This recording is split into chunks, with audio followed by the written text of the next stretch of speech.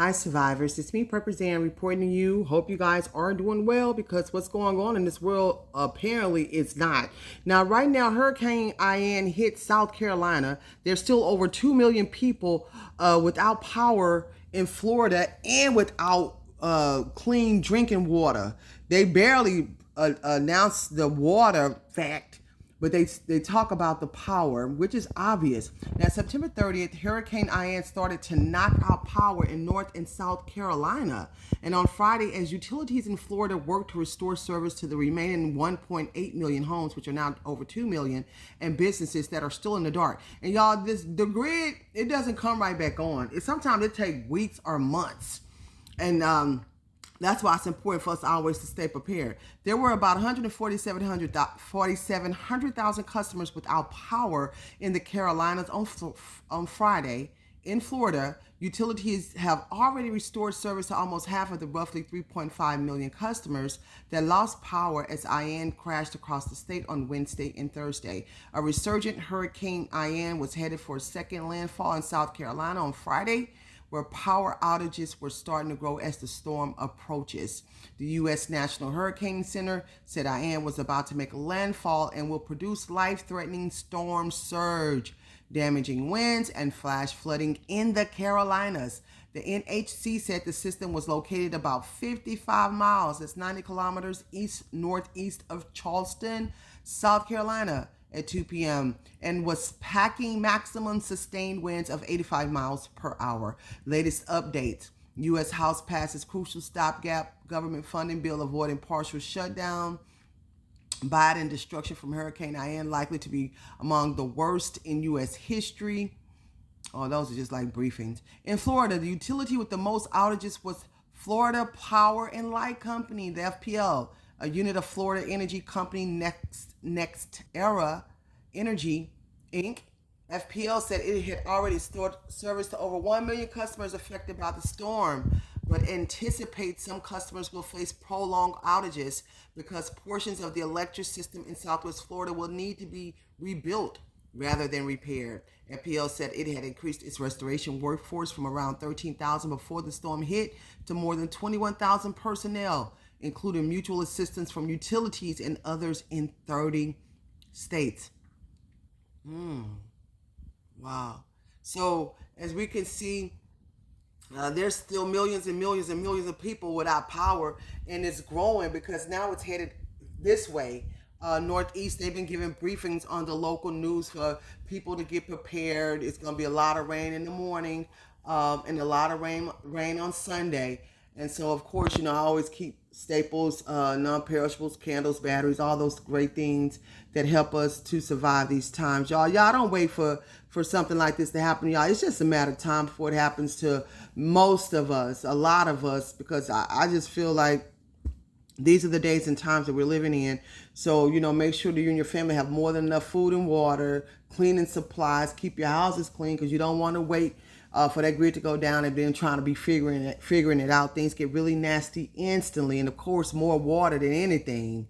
I mean, y'all, because a lot of people without water, they talking about them lights, but it's that water that people are concerned about. They're inundated with nasty water, don't have access to clean water. On top of that, don't have access to any type of utilities in regards to lights and whatnot, you know what I mean? So they can see and navigate their way, especially when it gets dark, So it's important for us to keep a lot of stuff stacked up, batteries, candles, flashlights, and all the different things that help us to survive and get through those types of times. Our hearts and prayers going out to all those in Florida who've been affected. It's not easy to be displaced from your home, and having to go here and there. And that stuff is very, very, very costly. And I'm pretty sure there's a lot of price gouging because during these storms, y'all, it'd be price gouging at the gas stations, at the grocery stores, with getting supplies, with getting help for people to come in to clean up. I mean, y'all, it's just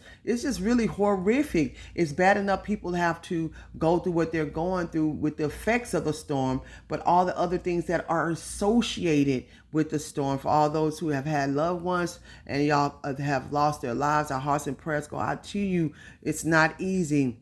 weathering these storms and surviving it and getting through it, especially when you have children and elderly people in your family that you're responsible to care for. So let's keep everyone in our prayers now. So people in South Carolina, it's heading this way, so we don't know how many more millions of people will be affected, but people will definitely be affected by this storm. You guys, please give this video a thumbs up, and please follow me on my other platforms on Patreon and also BitChute. And if you're looking for land in bug-out areas in Texas, I do have for some for sale and for lease. Please support the Allegedly and the Good Luck with That t-shirts if you can. All proceeds go back into the channel so the channel can keep on continuing. And also watch this world, watch the weather.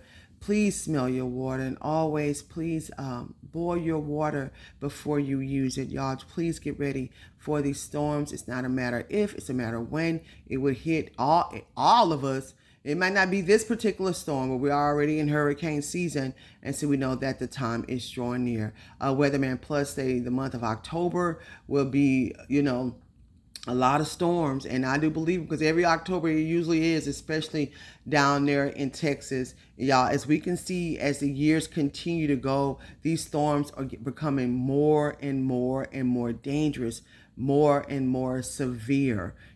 So if you're some of the people who are moving to other areas, make sure these areas are not flood zones, because I'm telling you, you don't want to be in a flood zone area if you can help it. And if you are in flood zone areas or have to move to a flood zone area, make sure you keep a plan in place, and also make sure that you have the supplies that you need, and make sure that you have some storeway money that's just set aside just for emergencies that you just do not touch. Like, you just do not touch. You just know that you're going to need that money, because as I mentioned before, the price gouging is nothing to play with. And even the hotels, if you have to leave and go to a hotel, y'all, I've been through this millions of times. I feel like those hotels be $300 and $400. Or even if you have to stay in your car, and if you decide to weigh it out in your car and you go to higher ground somewhere where, it's not heavily affected, you have to keep running that car. You have to put a lot of gas in there. You have to keep getting a lot of ice and putting it in your cooler. It's just a lot of money involved. And people are already suffering and going through so much during these inflation days. And all this heavy pricing on so many things that we all need, to just behoove us to just stay as possibly ready as we can. We know we can't be all the way fully ready all the time in regards to, may have some of the high tech things that a lot of, these big preppers may have, but we can have the basics, and it can still help us a lot. And you guys keep surviving.